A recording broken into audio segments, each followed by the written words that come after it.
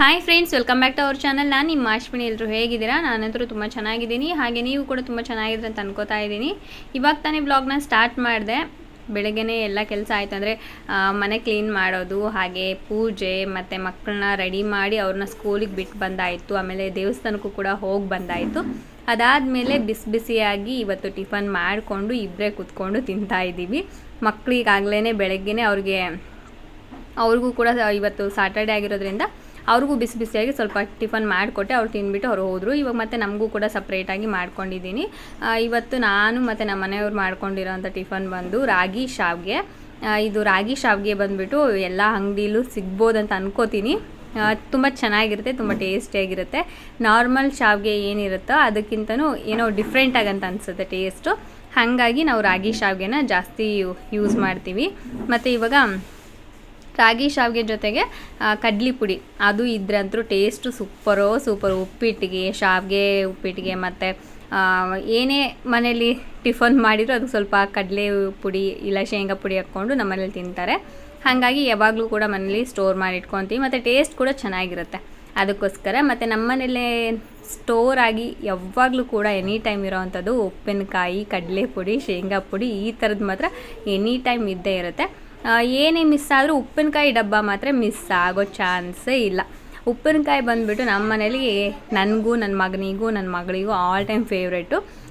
ಎಲ್ಲರೂ ಉಪ್ಪಿನಕಾಯಿನ ಸ್ವಲ್ಪ ಹಾಕ್ಕೊಂಡು ತಿಂದರೆ ನಾವು ಪಲ್ಯದ ರೀತಿ ಹಾಕ್ಕೊಂಡು ತಿಂತೀವಿ, ಅಷ್ಟೊಂದು ಇಷ್ಟ. ಉಪ್ಪಿನಕಾಯಿಗೋಸ್ಕರನೇ ಊಟ ಮಾಡೋಂಥವ್ರು ಕೂಡ ಮನೇಲಿದ್ದಾರೆ. ಸೊ ಹಾಗೆ ಮತ್ತು 1 kg ಉಪ್ಪಿನಕಾಯಿ ಡಬ್ಬ ತಂದ್ರೂ ಕೂಡ ನಮಗೆ 1 ಮಂತ್ ಬರೋದು ಕಡಿಮೆ. ಯಾಕಂದರೆ ಅಷ್ಟು ತಿಂತಾ ಇರ್ತೀವಿ. ಬೆಳಗ್ಗೆ ಟಿಫನಿಗೂ, ಮಧ್ಯಾಹ್ನ ಊಟಕ್ಕೂ, ರಾತ್ರಿ ಊಟಕ್ಕೂ ಸುಮ್ಮನೆ ತಿಂತದೇ ಇರೋದು. ಹಾಗಾಗಿ ನಮ್ಮ ಮನೇಲಿ ಉಪ್ಪಿನಕಾಯಿ ಭೂತಗಳು ಅಂತಲೇ ಹೇಳ್ಬೋದು. ಹಾಗೆ ನಿಮ್ಮ ಮನೇಲಿ ಕೂಡ ಆ ಥರದವ್ರು ಇದ್ದರೆ ಕಾಮೆಂಟ್ ಮಾಡಿ ತಿಳಿಸಿ, ಆಯಿತಾ? ಇವಾಗ ಟಿಫನ್ ಎಲ್ಲ ಮಾಡಿದ್ದಾದಮೇಲೆ ಮತ್ತೆ ಸ್ವಲ್ಪ ಸಾಂಬಾರು, ರೈಸು ಮಾಡ್ಕೋಬೇಕು. ಮಕ್ಕಳಿಗೆ 1 ಗಂಟೆಗೆ ಇವತ್ತು ಸ್ಕೂಲ್ ಬಿಡ್ತಾರೆ. ಹಾಗಾಗಿ 1 ಗಂಟೆ ಅನ್ನಷ್ಟರಲ್ಲಿ ಬಿಸಿಯಾಗೆಲ್ಲ ಮಾಡಿ ಇಟ್ಕೊಂಡ್ಬಿಟ್ರೆ ನಮಗೆ ಅವ್ರು ಕರ್ಕೊಂಬಂದುಬಿಟ್ಟು ಅವ್ರನ್ನ ಬಿಸಿಯಾಗಿ ತಿನ್ಸೋದಕ್ಕೆ ಚೆನ್ನಾಗಾಗುತ್ತೆ. ಮತ್ತು ಬಟ್ಟೆ ಎಲ್ಲ ವಾಶ್ ಮಾಡೋವಿದವು, ಅದನ್ನೆಲ್ಲ ನೆನೆ ಇಟ್ಟಿದ್ದೀನಿ. ಅದನ್ನು ಕೂಡ ಬಟ್ಟೆ ಎಲ್ಲ ವಾಶ್ ಮಾಡಿ ಹಾಕ್ಬಿಟ್ರೆ ಅದು ಒಂದಿಷ್ಟು ಕೆಲಸ ಮುಗ್ದಂಗೆ. ನಂದು ನಿಧಾನಕ್ಕೆ ಹೋಗ್ತಾ ಇದೆ ಕೆಲಸ ಅನ್ನೋದು. ಡೈಲಿ ಇದ್ದಿದ್ದೆ ಅಲ್ವಾ, ಹೆಣ್ಮಕ್ಳಿಗೆ ಯಾವ ಕೆಲಸ ತಪ್ಪುತ್ತೇಳಿ ಎಲ್ಲ ಕೆಲಸನೂ ಕೂಡ ಡೈಲಿ ರುಟೀನ್ ಅನ್ನೋದು ಇದ್ದಿದ್ದೆ. ಹಾಗಾಗಿ ಟೆನ್ಷನ್ ಮಾಡ್ಕೊಳಕ್ಕೆ ಹೋಗಲ್ಲ ಇವಾಗ. ಯಾಕಂದರೆ ನಮ್ಮನೇಲಿ ಬೈತಾರೆ, ಫಸ್ಟು ಟಿಫನು ಊಟ ಫಸ್ಟು ಕರೆಕ್ಟ್ ಟೈಮಿಗೆ ಮಾಡು, ಅದಾದಮೇಲೆ ನೀನು ಕೆಲಸ ಮಾಡಿದರೆ ಮಾಡು, ಇಲ್ಲ ಅಂದರೆ ಹಾಗೇನಾದರೂ ಇರು, ಆದರೆ ಟಿಫನು ಊಟ ಕರೆಕ್ಟ್ ಟೈಮಿಗೆ ಮಾಡಮ್ಮ ನೀನು ಅಂತ ಹೇಳ್ತಾರೆ. ಹಾಗಾಗಿ ನಾನು ಹೌದು, ಫಸ್ಟು ನಮ್ಮ ಆರೋಗ್ಯ ಮುಖ್ಯ ಅಲ್ವಾ. ನಾವು ಆರೋಗ್ಯವಾಗಿದ್ದರೆ ಯಾವುದೇ ಕೆಲಸನಾಗಲಿ ನಾವು ಕರೆಕ್ಟಾಗಿ ಮಾಡ್ಕೋಬೋದು. ಇಲ್ಲ ಅಂತ ಅಂದರೆ ಹೆಂಗೆ ಹೇಳಿ? ಹಾಗಾಗಿ ಕರೆಕ್ಟಾಗಿ ನೋಡಿಕೊಂಡು ಮಾಡ್ಕೊಳ್ತಾ ಇರ್ತೀವಿ. ಇವಾಗ ಫಸ್ಟು ಟಿಫನ್ ಮಾಡಿಬಿಡೋಣ, ಆಮೇಲೆ ಏನಾದರೂ ಬಟ್ಟೆ ವಾಶ್ ಮಾಡೋದಿದ್ರೆ ಮಾಡ್ಕೊಂಡ್ರೆ ಆಯ್ತು ಅಂತ ಹೇಳಿ ಇವಾಗ ಕೂತ್ಕೊಂಡು ಟಿಫನ್ ಮಾಡ್ತಾ ಇದ್ದೀವಿ. ನಮ್ಮ ಮನೆಯವ್ರಿಗೆ ಇವತ್ತು ಟೈಮ್ ಕೂಡ ಆಗೋಯ್ತು. ಯಾಕಂದರೆ ದೇವಸ್ಥಾನಕ್ಕೆ ಹೋಗಿ ಬಂದಿದ್ದು ಸ್ವಲ್ಪ ಲೇಟ್ ಆಗೋಯಿತು. ಹಾಗಾಗಿ ಅವರು ಇವಾಗ ಟಿಫನ್ ಮುಗಿದ ತಕ್ಷಣವೇ ಅವರು ಬಿಡ್ತಾ ಇರೋದು ಗಾಡಿನ, ಆದರೆ ಕೆಲ್ಸಕ್ಕೆ ಹೋಗ್ತಾ ಇರೋದು.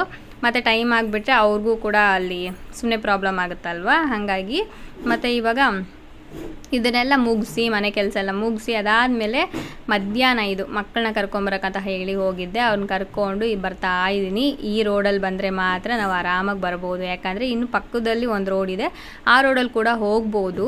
ಆದರೆ ಅಲ್ಲಿ ತುಂಬ ಗಾಡಿಗಳು ಓಡಾಡ್ತಾ ಇರ್ತವೆ. ಮತ್ತು ಮಕ್ಕಳನ್ನ ಕರ್ಕೊಂಡು ಹೋಗೋದಕ್ಕೆ ಅಷ್ಟೊಂದು ಇದು ಆಗಲ್ಲ. ಇವರಿಬ್ಬರು ನೋಡಿದರೆ ಇವರು ಕುಣ್ಕೊಂಡು ಹಾರಾಡ್ಕೊಂಡು ಎಲ್ಲ ಬರ್ತಾ ಇರ್ತಾರೆ. ಹಾಗಾಗಿ ನಮಗೆ ಈ ಥರ ರೋಡಲ್ಲಿ ಹೋಗೋದು ಬೆಸ್ಟು. ಏರಿಯಾ ಒಳಗಡೆ ಅಲ್ಲಿ ಅಷ್ಟೊಂದು ಗಾಡಿಗಳು ಏನೂ ಬರೋದಿಲ್ಲ. ಅದಕ್ಕೋಸ್ಕರ ನಾನು ಯಾವಾಗಲೂ ಕೂಡ ಹೀಗೆ ಬರೋದು. ಮತ್ತು ಒಂದೊಂದು ಸಲ ಮಾತ್ರ ಆ ರೋಡಲ್ಲಿ ಹೋಗ್ತಾ ಇರ್ತೀವಿ. ಮತ್ತು ಇದು ಹೋಗೋದಕ್ಕೆ ಮತ್ತು ಮಕ್ಕಳನ್ನ ಕರ್ಕೊಂಡು ಹೋಗೋದಕ್ಕೆ ತುಂಬ ಈಸಿ.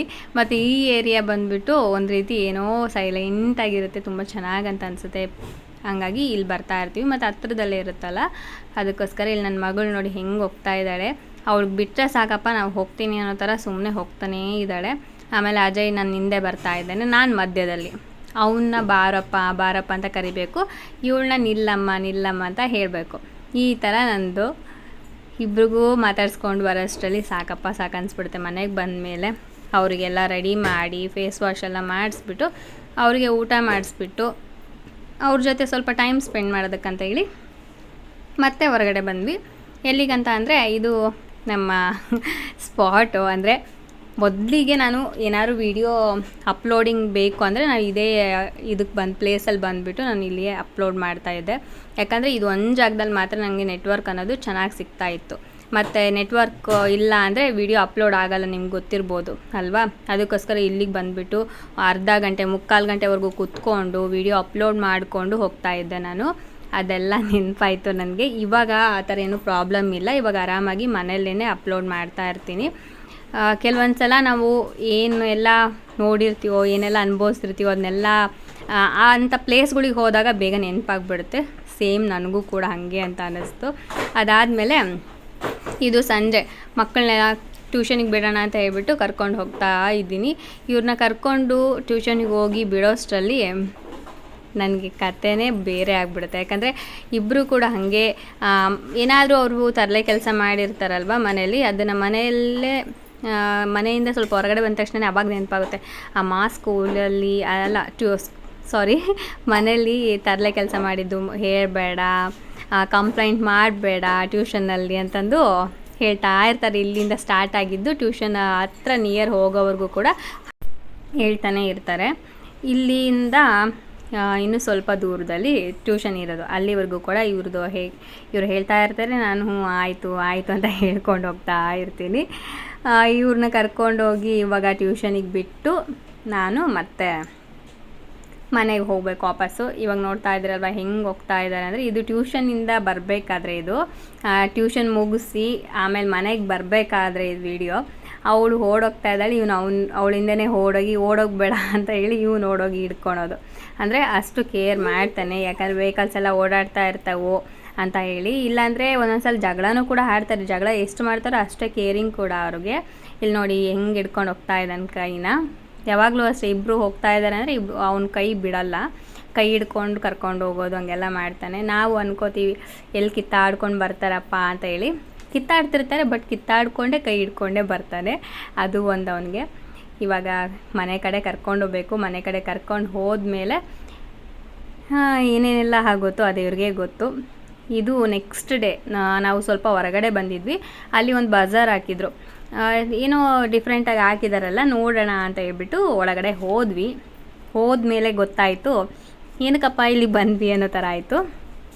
ಯಾಕಂದರೆ ನಮ್ಗೆ ಅಷ್ಟೊಂದು ಇಷ್ಟ ಆಗಲಿಲ್ಲ. ಅಡ್ರೆಸ್ ಎಲ್ಲ ಹೇಳೋದಕ್ಕೆ ಹೋಗೋದಿಲ್ಲ, ಓಕೆನಾ.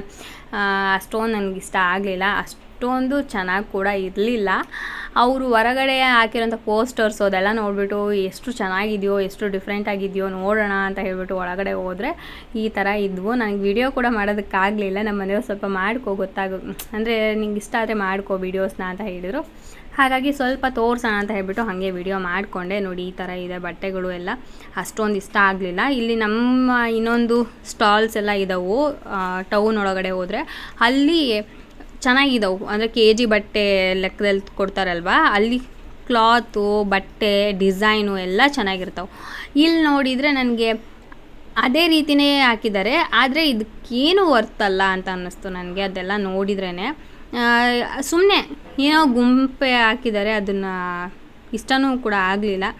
ಯಾಕಂದರೆ ಹಾಕ್ತಾರೆ, ಚೆನ್ನಾಗಿರೋಂಥದ್ದನ್ನು ಹಾಕಿದರೆ ಯಾರಾದ್ರು ಬೈ ಮಾಡ್ತಾರಲ್ವ. ಸೊ ಈ ಥರ ಹಾಕಿದರೆ ನಮಗಷ್ಟು ಏನೋ ನನಗನ್ಸಿದ್ದು, ನನಗೆ ಅಷ್ಟೊಂದು ಲೈಕ್ ಅನಿಸ್ಲಿಲ್ಲ.